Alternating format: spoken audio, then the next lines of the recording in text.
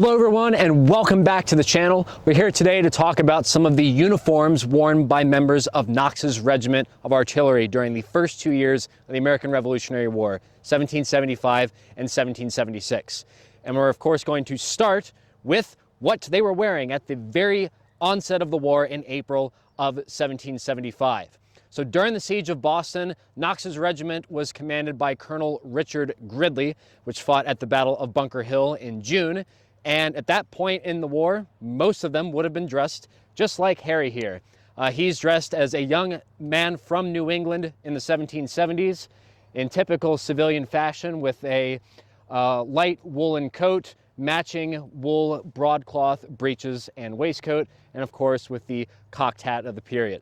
So in the very beginning of the Revolution, most militiamen from all across New England just turned out in their ordinary clothes. Very few militia companies had uniforms, and many times these units would attempt to appear in their Sunday best to make an impression as they're under arms and now at war. So this is what a majority of those men, including the artillerists, are going to look like for most of the siege of Boston.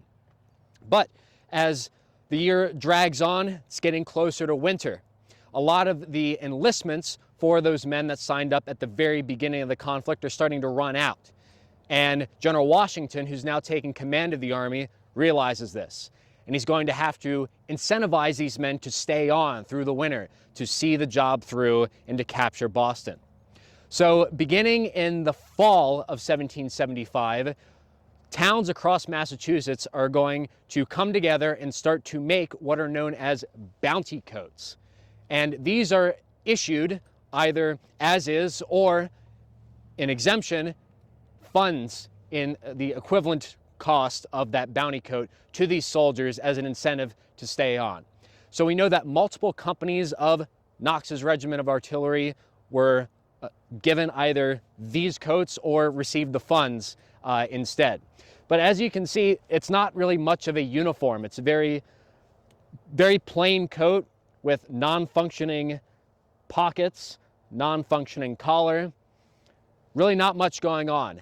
However, it is a nice thick wool broadcloth, and with the winter about to set in, it's going to provide some degree of warmth, and for the first time in the history of the Continental Army, a rudimentary uniform.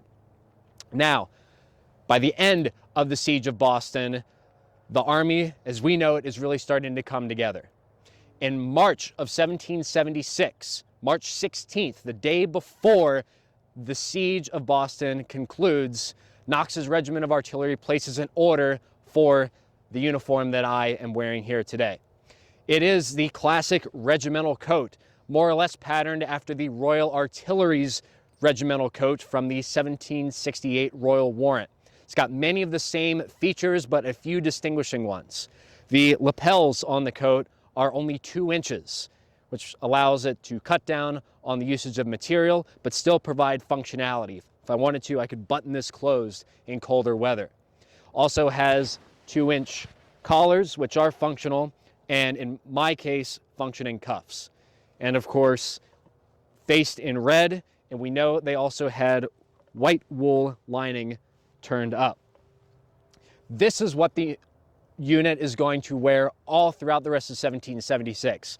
While they're ordered in March, they really don't start showing up until April and May, once the unit has moved down to New York, and they'll wear them for the duration of that campaign.